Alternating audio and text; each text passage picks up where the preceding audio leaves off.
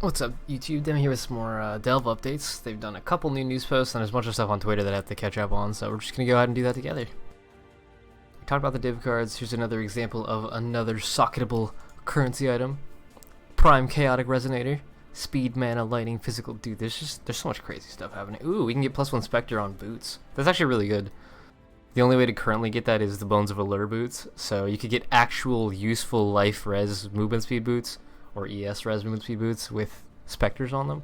That's pretty cool, I like that. I'm still not sure how rare these things are going to be, but I'm hoping they're competent enough that you're able to experiment with them and not so stupidly rare that you can never find them, to never be able to actually craft with them. I did talk about Scourge already. I will link that video in the description below this if you want to go look at it. It's cool. As you delve deeper into the Azerite mine, you may find this helmet for one of the ancient city bosses. Crown of the Tyrant. One socket, probably like 80 to 100 max life. Nearby enemies have -10 all resist. That's really good. Just that line. Everything else is like, you and nearby allies have blah blah blah. Okay, so, that's interesting. This is really powerful. This is like 2 rolls on an Abyssal Jewel worth of flat damage, basically. 2 T1 rolls. Issue being you can only have one of them. You only get one socket. There's no resist on the helmet. And it doesn't have any ES, so if you want to go ES based, it's awkward. That line of text makes you think it'd be really good for an Aurabot to wear, but an Aurabot wants Alpha's Howl. I guess if you have a bunch of minus reservation jewels, it doesn't really matter, but then you're just losing a bunch of links. And there's no plus level of gems on it. I don't know how I feel about this. It's interesting. Like, maybe on a Wander, you could swap in this helm instead of Devotos for single target or something like that. But then you need 2 enchants. Although this is added damage global. It's like spells and attacks, which is pretty cool. And even minions. I don't know how I feel about it. Whatever. It's okay. Okay, we'll be going over the graphical improvements in a second. Tinkerskin got 3D art. That's always good to see. Looks like he's got a bit of a paunch going. I want to see this on the Templar. Every time I see any art on the Templar, they just look so stupid because he has this giant giraffe neck and then his head's like up here. Okay, here's another one. Special mod we found a delve encounter against Chaos Warband leaders. Okay. So for those of you that don't know, the damage taken as Chaos mod is what we're talking about here. That's actually really, really powerful. The only way to get that type of mod before was from Red Blade helmets, which were the Fire Warbands. Warbands was actually the first league I started, which was 3 years ago, 2.0. Crazy how much time has gone on. But yeah, Fist taken as Chaos for most builds is going to actually mean you take more damage overall, since most people don't get like a lot of Chaos res. Everybody just kind of sits at -60 and doesn't worry about it, but if you have -60 Chaos res and you take a Fizz damage hit, you're going to take more overall damage than if you actually get Chaos res, so I don't know, we'll see. It'll be cool to see what level these get. If we get an I-86 base maybe with this mod on it, or a Shaper Elder base with this mod on it, that's really good. If it was an ES helmet and you go CI version, sure, that's just 10% less Fizz damage taken because CI is immune. Chaos Inoculation is immune to Chaos damage. I don't know, it's okay. Alright, and we'll go over this. They did a bunch of skill rework, visually skill reworks, so we're going to do that. Visual revamp of old skills. One of the few areas of Path of Exile that still has really old effects is the early attack skills. Double Strike, Frenzy, Heavy Strike, and Cleave are some of the first attacks you see as a new player, but they look very dated. In 3.4 we have massively improved our Trail Tech, which has allowed us to make better versions of these skills. We've also improved the default wand attack. In addition, we have revisited a few other skills in order to improve their performance. Ice Nova and Caustic Arrow have both received new art, which runs a lot faster. Damn it, the Tentacle Caustic Arrow MTX is like the laggiest MTX in the game. It's so good. Alright, let's see what this looks like. Okay, that looks sweet. This is just Cleave plus AoE. Oh. That looks really good, actually. Okay, so it's the same animation, it's just a different swing style. That looks exactly the same. Okay, I like that, actually.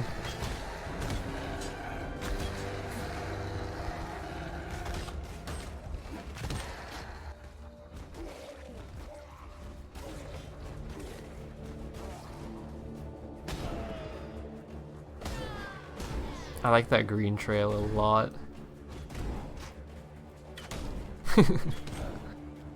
The noise is pretty cool too when it gets a charge. Ooh, crunchy. Hopefully, I'm hoping they buff Ice Nova. The damage is so bad. Alright, alright, alright, cool. I like that. I don't really like the, Whoa, my monitor just glitched. I don't know if that caught in the recording. My left side of my monitor just, like, went black. That's probably not ideal. I wish there was an actual visual effect for, like, the arrow itself instead of just where it lands. Kind of looks like you're throwing a splatter bomb, which is kind of cool. Alright, let's go into the, Global Illumination and Point Light Shadows preview. This I'm a little bit worried about, actually, and we'll talk about that in a second. Alongside the Delve League, we're introducing graphical enhancements that significantly improve how Path of Exile looks. There are two main rendering algorithms we've implemented to achieve this: Screen Space Point Light Shadows and Screen Space Global Illumination. Check out this video to see how it looks. Should we read through? Yeah, we'll just do this first. We'll watch the video. So this is what it currently looks like. I guess I could be full screening these, my bad. Hang on, let me start this over. Okay, so there's no shadow on the dude. It looks kind of weird. Ah, that looks sick, actually. The fuzzy shadows. Okay. Okay. That actually looks like a totally different game than we currently have. That's what it currently looks like. Ooh, okay.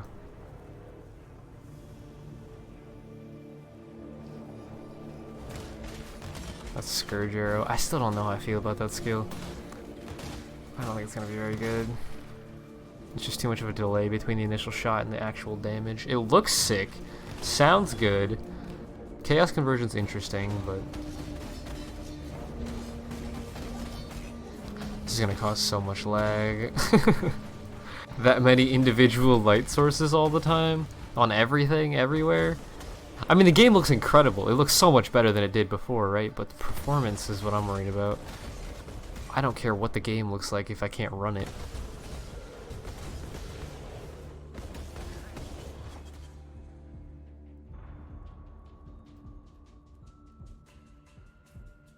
Yeah, that honestly just, literally to me, that looked like they just put a shader on it to make it darker. It's kind of sad, but that's all I see.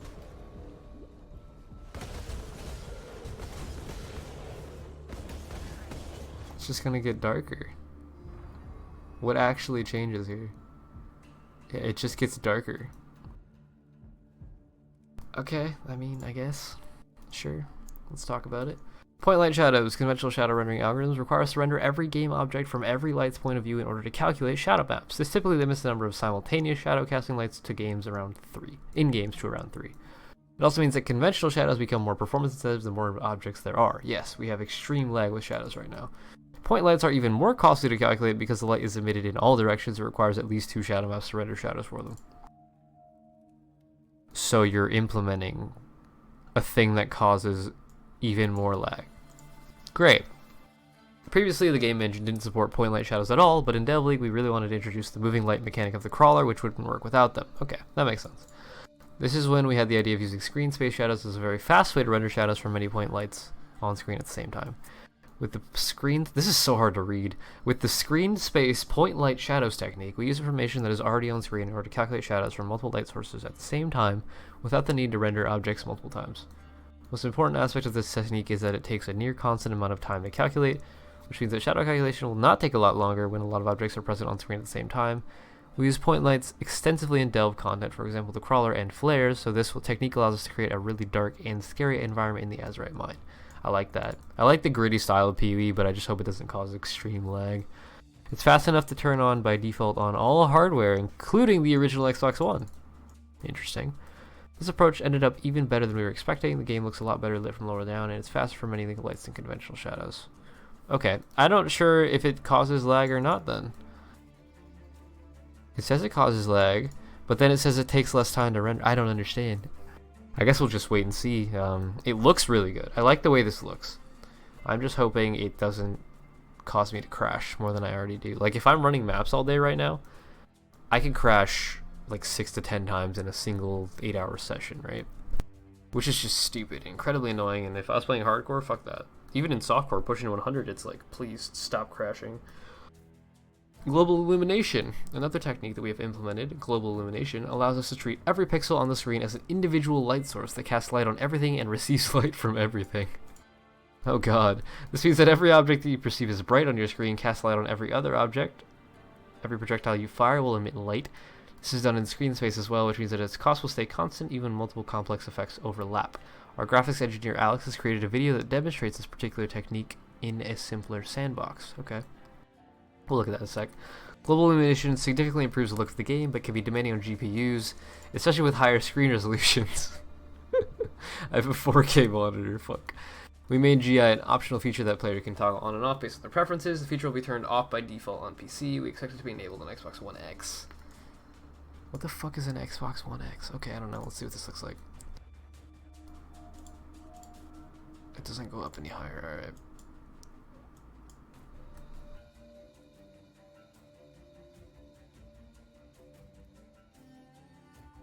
That's kind of cool. I mean, it's pixelated as hell because it's 720p, but that camera work.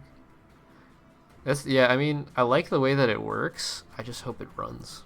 All of these things, like I don't care how beautiful they make the game. If I can't run it on what I would consider to be a very high-end system, like I have an i7 8700K 1080 Ti, like 64 gigs of RAM, a really nice SSD, and I can't play PvE without crashing or lagging at low quality. At max quality, it's like much worse. So all these great effects, all these new effects are great if they work, but if they don't work and like even a high-end machine can't get them to run, I'm not sure if I want to be able to like use them. I don't know. I'm hoping they work. I don't know. But I think that'll do it for this daily update. Or I guess every other day at this point, or I'm just kind of like waiting on them to post more than one thing for me to talk about. So if you have any comments on what you guys think about this, or any worries about the point light stuff, illumination update, visual revamp looks pretty sweet. This is what I'm worried about. But yeah, let me know what you guys are thinking about for Delve. If you have any starter builds, anything like that. If you watched until this part of the video, what should we have you comment? Comment your favorite flavor of non-carbonated drink or non-alcoholic drink. I like blueberry Arizona tea. White blueberry, I think it's called. It's really good. But yeah, thanks for watching. Hope you guys enjoyed. If you want to support what I do, my Patreon, my stream, my merch store, all that stuff is in the description below this video. Check it out if you want to help me continue doing what I do, as this is my full-time job. But thank you guys for watching. I'll see you in the next video. That'll be Demi out.